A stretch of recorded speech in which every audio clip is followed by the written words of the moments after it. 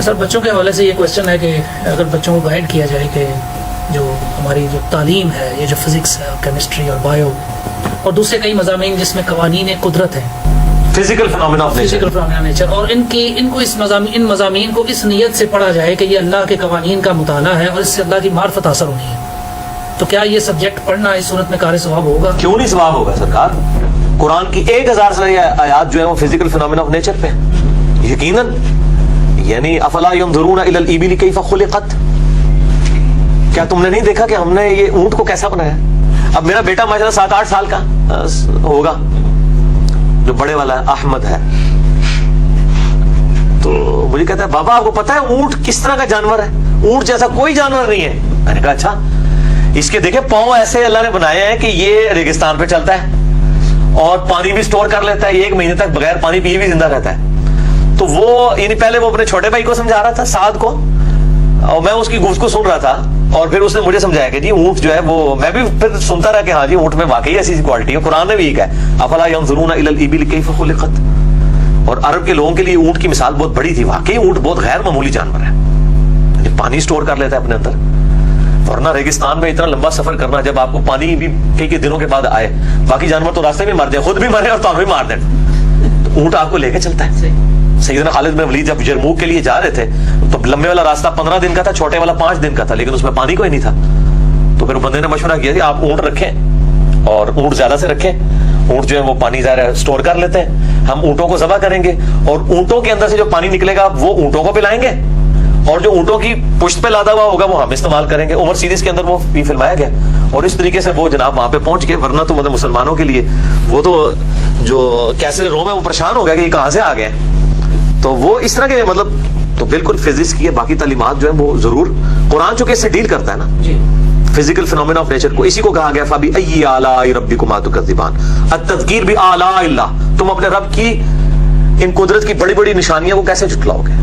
یہ نعمتوں والا ترجمہ تو مطلب صحیح مودودی صاحب نے صحیح ترجمہ کیا ہے، کیونکہ وہ دوزخ کی آیات کے بعد بھی فَبِأَيِّ آلَاء آتا ہے. تم اپنے رب کی قدرت کی بڑی بڑی کون سی بڑی بڑی جو نشانیاں جو ہیں ان میں، ان کو کیسے جھٹلا سکتے ہو؟ اے جنوں انس کے گروہ، کس نشانی کو جھٹلاؤ گے؟ سر اسی طرح کچھ باتیں ہمارے جسم سے متعلقہ ہیں جو کہ اندر تو ظاہر ہمیں نظر نہیں آ رہا، لیکن کچھ چیزیں جو بہت کامن ہیں ان کے حوالے سے بھی بچوں کو اگر اس طرح گائیڈ کیا جائے کہ یہ چیزیں اگر ہمارے اتنی معمولی چیزیں اگر اللہ تعالیٰ گائیڈ کرنا چاہیے، لیکن اس میں یہ دیکھیں کہ جو ایز فار ایز یعنی جو تعلیم ہے سیکس کی، جی اس کو تو بس اسی ایج میں ہی جا کے ایجوکیٹ کیا جائے، اس کے علاوہ جو چیزیں ایجوکیٹ کی جائے. جیسے سر ناک کا فلٹر ہے، یہ بھی ایک ناک میں جو مواد بنتا ہے، اور پھر کان کا جو چیز ہے، اور پھر جو جسم سے فضلات خارج ہوتے ہیں، یہ ایک اللہ تعالیٰ کی بہت بڑی ایک نعمت ہے یہ چیز. تو اس حوالے سے اگر بات کی جائے تو بچوں کو کانسیپٹ جو ہے وہ اللہ تعالیٰ کی یہی تذکیر بھی اعلیٰ نا، اسی کے ذریعے اللہ نے قرآن میں انہی چیز کو نشانی بنایا. اللہ تعالیٰ کہتا ہے اپنی جان میں غور کرو، سورہ الذاریات کے اندر زمین و اسمان میں غور کرو. اور میں نے اس پہ لیکچر بھی دیا ہے ہو از اللہ، اللہ کون ہے، مسئلہ نمبر 60. اور ایک اور لیکچر ہے مسئلہ 83B ہو کریٹڈ گاڈ، ٹھیک ہے. اور 83C ہے ایگزسٹنس آف گاڈ.